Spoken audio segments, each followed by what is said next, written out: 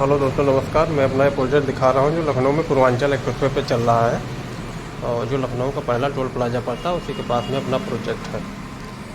उससे 1 किलोमीटर पहले प्रोजेक्ट है और अपने प्रोजेक्ट से गोसाईगंज मार्केट जो है 4 किलोमीटर है। तो चांद साय बस स्टैंड पड़ेगा, वो भी 4 किलोमीटर है।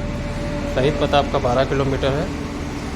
नियर में आपका परशुराम जी का मंदिर है जो प्रपोज हुआ है और आसपास लोकेशन देख रहे हैं, एकदम हाईवे से लगा हुआ अपना प्रोजेक्ट है। 899 रेट है यहाँ का। तुरंत रजिस्ट्री, तुरंत कब्जा है। पूर्वांचल के काफ़ी लोग लिए हुए हैं यहाँ पे प्लाट और काफ़ी अच्छी लोकेशन पे है और इन्वेस्टमेंट के हिसाब से देखा जाए तो काफ़ी अच्छा है। उधर न्यू लखनऊ डेवलप हो रहा है। नियर में आपका Mohanlalganj, new jail road, Gosainganj market, इमामो, सुल्तानपुर रोड, ये सारा चीज़ नज़दीक में पड़ेगा और इसके आप तुरंत प्लाट लेके ये आपका टोल प्लाजा है। इसी से 1 किलोमीटर पहले अपना प्रोजेक्ट है।